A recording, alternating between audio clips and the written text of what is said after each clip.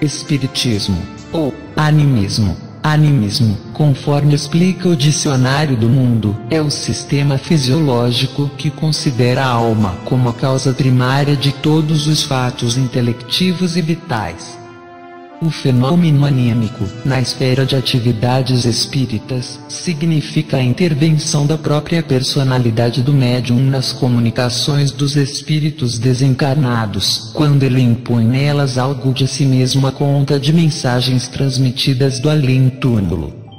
Essa interferência anímica inconsciente, por vezes, é tão sutil, que o médium é incapaz de perceber quando seu pensamento intervém ou quando é o espírito comunicante que transmite suas ideias pelo contato perispiritual.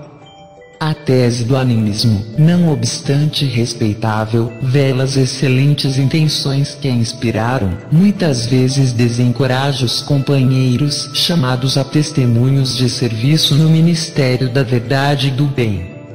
Os investigadores rigoristas não favorecem o esforço dos médiuns bem-intencionados. Na maioria das ocasiões destroem-lhes os germens de boa vontade e realização com as suas exigências particularistas no capítulo da minudência, da gramática, da divinação. A organização mediúnica, entretanto, como as demais edificações elevadas, não se improvisa no caminho da vida. E o médium não é uma inteligência ou uma consciência anulada nas exteriorizações fenomênicas da comunicação entre as duas esferas. Ainda no chamado sonambulismo puro, no transe completo e nas hipnoses mais profundas, a colaboração dele será manifesta e indispensável. O médium, em verdade, também é uma personalidade destacada no tempo e no espaço, e não passa de criatura humana restrita ao campo de provas da Terra, que ainda é um planeta de ordem inferior. Desde a infância ele se condiciona ao ambiente em que vive e é educado. Durante a eclosão e o desenvolvimento da mediunidade, esse médium ainda fica circunscrito à influência dos seus confrades espíritas, que o assistem e o orientam na caminhada vacilante para seu ajuste sensato aos postulados do Espiritismo. No intercâmbio mediúnico, ele ainda se vê obrigado a cingir-se à psicologia dos desencarnados com os quais se relaciona mais frequentemente que, por isso, impõe-lhe um certo cunho pessoal. Consequentemente, o intelecto desenvolvido ou tardo do médium intuitivo e as suas concepções amplas ou as premeditações acanhadas sobre a natureza da vida imortal hão de influir fortemente nas comunicações dos desencarnados, quer restringindo-lhes, quer ampliando-lhes o curso das ideias projetadas do além. Não resta dúvida de que o médium consciente sempre moldura com sua índole psicológica e sua base intelectual o conteúdo do que lhe é comunicado do outro mundo. O médium não é boneco vivo, insensível e de maneio mecânico, mas sim uma organização ativa com vocabulário próprio e conhecimentos pessoais adquiridos vela sua experiência e cultura humana. Além de tudo, é a alma guardando em sua memória forjada nas existências pregressas a síntese dos seus esforços veraces espiritual. E quando se trata de médiums conscientes ou semiconscientes, só lhes resta a tarefa de vestir e ajustar honesta e sinceramente as ideias e as frases que melhor correspondem ao pensamento que lhes é manifesto pelos espíritos desencarnados através do seu contato perispiritual. Deste modo, os comunicantes ficam circunscritos quase que totalmente à vontade e às diretrizes intelectuais e emotivas do seu intérprete encarnado, o qual fiscaliza, observa e até modifica conscientemente aquilo que foi incumbido de dizer. Lembra o mensageiro terrestre que ouve o recado para transmitir verbalmente a outrem, mas na hora de cumprir sua tarefa tem de usar de suas próprias palavras para comunicá-lo. No caso, tanto o mensageiro como o médium são intérpretes do pensamento alheio e por isso influem com o seu temperamento, engenho e cultura nas mensagens que traduzem, resultando disso os textos lacônicos ou prolixos, precisos ou truncados. Só o médium com propósitos condenáveis é que poderia ter remorsos de sua interferência anímica, pois nesse caso tratar-se-ia realmente de uma burla à conta de mediunismo. Não é passível de censura aquele que impregna as mensagens dos espíritos com forte dose de sua personalidade, mas o faz sem poder dominar o fenômeno ou mesmo distingui-lo da realidade mediúnica. É tão sutil a linha divisória entre o mundo espiritual e a matéria, que a maioria dos médiuns conscientes e bisonhos dificilmente logra perceber quando predomina pensamento do desencarnado, ou quando se trata de sua própria interferência anímica.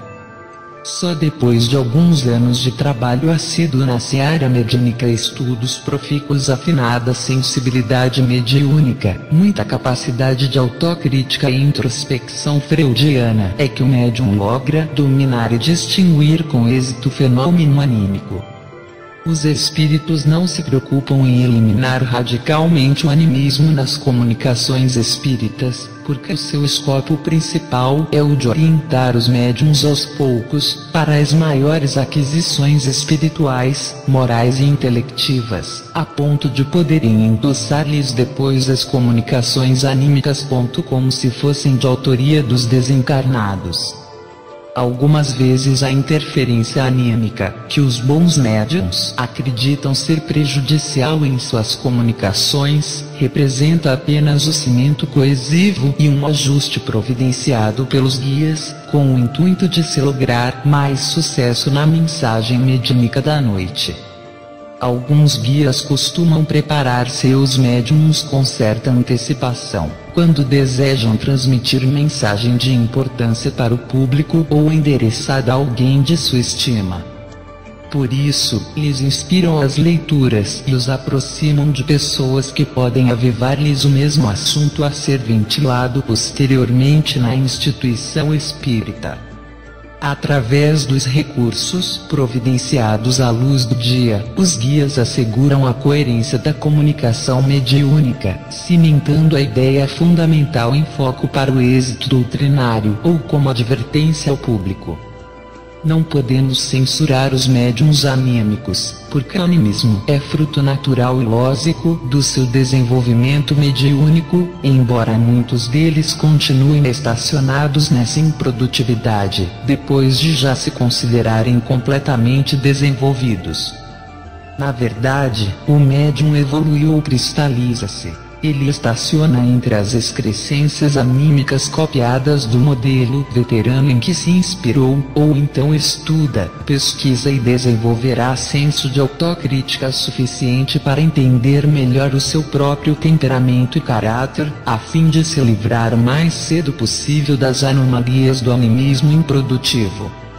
Não importam os tropeços dos primeiros passos, embora dominem os chavões anímicos, as comunicações tolas, pomposas ou improdutivas, que significam para o candidato a médium tanto quanto hábil para o analfabeto, ou o solfejo musical para o aprendiz de música. A base do mediunismo ainda é o animismo. Sem este não existe aquele.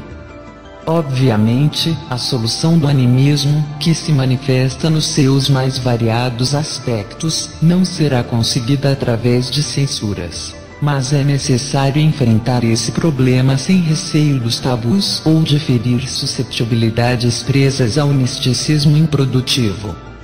O Espiritismo é doutrina sensata e evolutiva, e não pode endossar as anomalias que no exercício mediúnico podem situá-lo sob a crítica maldosa dos adversários. O médium, que é um dos elementos de maior importância na propaganda do espiritismo prático, deve impor-se pela sua modéstia e conduta moral superior e um serviço mediúnico isento de quaisquer excrescências ridículas. Os médiuns são humanos e, por isso, imperfeitos. No entanto, desde que estudem conscienciosamente as obras codificadas por Allan Kardec, ficam esclarecidos desde o início do seu labor mediúnico quanto às incongruências que precisam evitar em nome da doutrina espírita, quais os percalços da mediunidade imperfeita e o desajuste dos médiuns no tocantes suas qualidades morais, conforme é exposto no Livro dos Médiuns. Só há um caminho para qualquer médium lograr o melhor êxito no seu trabalho mediúnico: é o estudo incessante aliado à disciplina moral superior. O Espiritismo explica que não existem privilégios por parte de Deus para qualquer de seus filhos. Em seu seio é inaceitável o milagre ou a magia, que contrariam a disciplina das leis siderais. Deste modo, nenhum médium ignorante, fantasioso ou anímico transformar-se-á em um instrumento sensato, inteligente e astuto, se não o fizer pelo estudo ou próprio esforço de ascensão espiritual.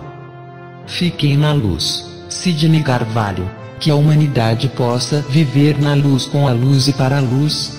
Que assim seja. Fiquem na luz.